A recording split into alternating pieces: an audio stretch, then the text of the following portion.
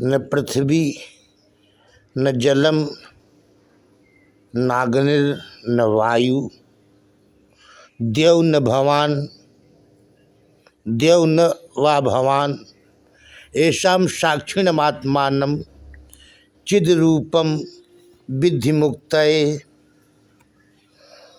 इन सब को छोड़ करके गंध रस रूप स्पर्श शब्द इनकी जो जन्मभूमि है पृथ्वी जल अग्नि वायु आकाश और ये आप नहीं। माने इस शरीर में जो पृथ्वी का अंश है हड्डी, जो जल का अंश रक्त, जो अग्नि का अंश उष्मा, जो वायु का अंश गति और जो आकाश का अंश अवकाश शब्द स्पंदन है, यह सब तुम नहीं हो।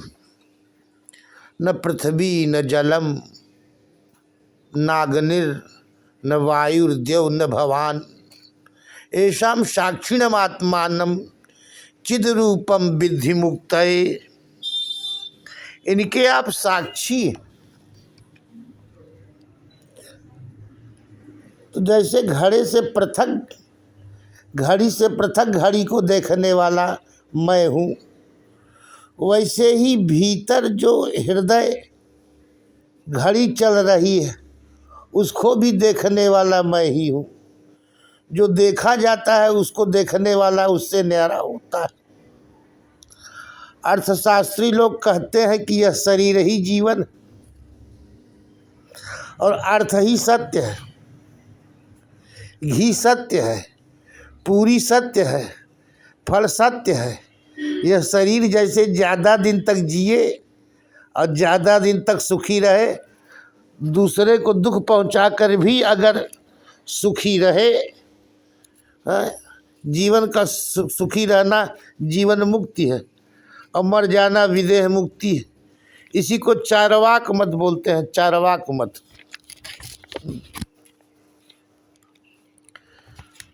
चारवाक मत उपयोगी तो है, आज तक सब ने इसका खंडन किया।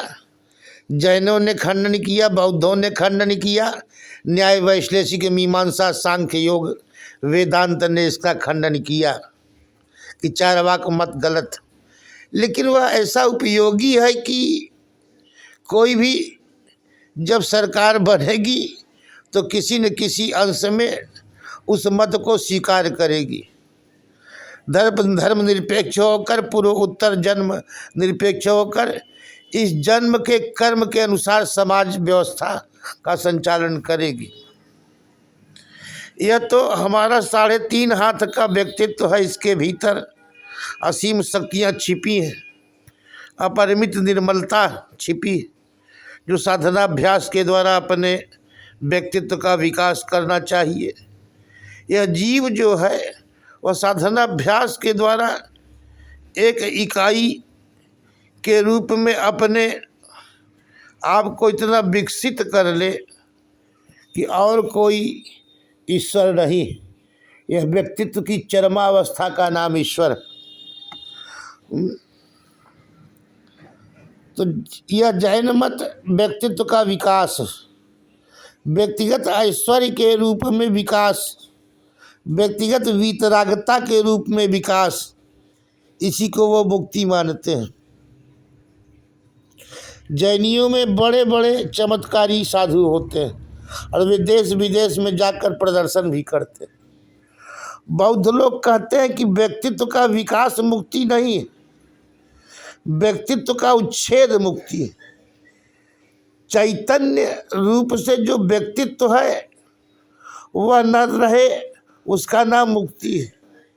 विज्ञान में जो वासना का संचरण होता है, एक विज्ञान से दूसरे विज्ञान में, दूसरे से तीसरे विज्ञान में, उस वासना संतान परंपरा का निवृत्त हो जाना और एक और नारायण विज्ञान का ही उच्छेद हो जाना, दो यह मुक्ति का स्वरूप है।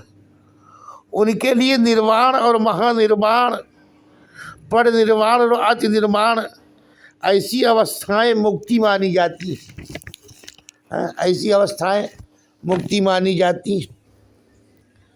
तो काम शास्त्र के प्रवर्तक वात्सायन ऋषि के मत में तो आत्मोच्छेदन को मुक्ति नहीं मानते, वो तो नीवी बंधनोच्छेदन को ही मुक्ति मानते हैं, वो आत्मोच्छेदन को मुक्ति नहीं मानते। तो अर्थ प्रधान मुक्ति चारवाक की और काम प्रधान मुक्ति वात्सायन की, और व्यक्ति के अंतःकरण के ऐश्वर्य विकास का जो अवस्था है और स्वरूप में शांति, वह जैनियों की मुक्ति और स्वरूपोच्छेद बौद्धों की मुक्ति मानी जाती है। 21 प्रकार के दुख विध्वंस मुक्ति है, यह मानते हैं न्याय और वैश्लेषिक। और दृष्टा का अपने स्वरूप में अवस्थान मुक्ति है, यह मानते हैं सांख्य और योग। विवेक से ही स्वरूप में अवस्थान हो जाता है, और यह सांख्य का मत है। और समाधि लगाने पर स्वरूप में अवस्थान होता है, यह योग का मत है। परंतु दोनों ही दृष्टा का अपने स्वरूप में अवस्थान मानते हैं, और यह जो स्वरूपावस्थान है वह अपनी अपनी इकाई में है। अपने को जानकर अपने विभु स्वरूप में प्रतिष्ठित हो जाता है। 2 विभु है कि 10 विभु है, इससे उनका कोई मतलब नहीं। प्रकृति कैसे जागती, खेलती और सोती है, इससे उनका कोई मतलब नहीं। वह बड़ी विचित्र है। भक्ति शास्त्र में जो मुक्ति है वह बड़ी विचित्र है। माने मरने के बाद स्वर्ग मिलता है, कि मरने के बाद भगवान मिलते हैं, कि मरने के बाद अपने स्वरूप में स्थिति होती है, समाधि में स्थिति, अन्य सत्ता के साथ तादात्म्यपन्न होना है, और ईश्वर में स्थिति, अपने सामने एक सत्य में चेतन का आधान करके उसके साथ अपना खेलना बोलना है।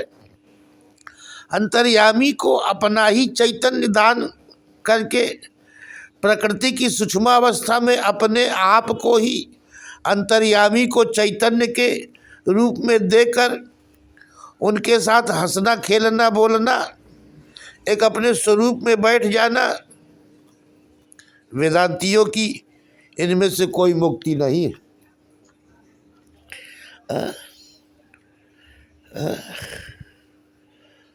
नानत्व 2 तरह का है, एक जगत रूप नानत्व और एक जीव रूप नानत्व।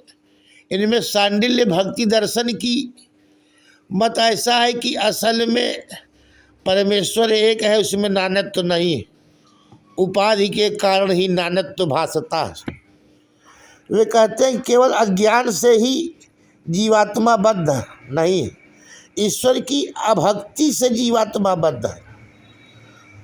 तो अज्ञान की निवृत्ति से उसकी मुक्ति नहीं हो सकती, भक्ति भी करनी चाहिए और ईश्वर की कृपा से ज्ञान भी प्राप्त करना चाहिए। तो श्रीमद् रामानुज वल्लभ श्रीमन निम्बार्क आचार्य कहते हैं कि ईश्वर विषय का अज्ञान को भी दूर करो और ईश्वर से विमुखता भी दूर करो, अभक्ति है उसको दूर करो। कुमारिल भट्ट कहते हैं कि प्रपंच के वर्तमान संबंध का विलीन हो जाना मुक्ति। प्रभाकर का मत है कि दुखों के प्रागभाव का जो परिपालन है उसी का नाम मुक्ति है, दुख का प्रागभाव ही बना रहे। कुमारिल कहते हैं कि प्रपंच भले ही बना रहे और प्रपंच से संबंध न हो, संबंध का विलय हो जाना ही मोक्ष है, संबंध का विलय हो जाना ही मोक्ष है।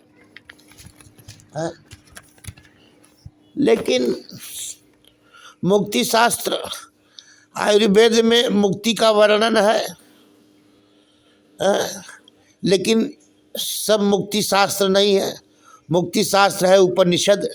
यदि कोई दवा करने वाली बात हो तो आयुर्वेद की माने, ज्योतिष शास्त्र की रीति से एक ऐसा काल आता है जिसमें मुक्ति हो जाती है, पर ज्योतिष शास्त्र तो मुक्ति का शास्त्र नहीं, वह तो काल का शास्त्र है। एक ऐसा सिद्धांत है कि अमुक देश में पहुंच जाने से मुक्ति हो जाती है, तो वह देश शास्त्र है। मुक्ति शास्त्र तो असल में उपनिषद है, जो मुक्ति की जो परिभाषा उपनिषद को सम्मत है वही मुक्ति की परिभाषा है। राजनीति में चारवाक शास्त्र प्रमाण है, काम भोग में भोग काम शास्त्र में प्रमाण है, तीर्थंकर होने के लिए जैन मत प्रमाण है, आत्मोच्छेद के लिए बौद्ध शास्त्र प्रमाण है। ये सब ठीक है, परंतु आत्यंतिक मुक्ति के लिए वेदांत शास्त्र ही प्रमाण है। मुक्तये विद्धि येषां साक्षिणमात्मानं चिद रूपम वृद्धि मुक्तये।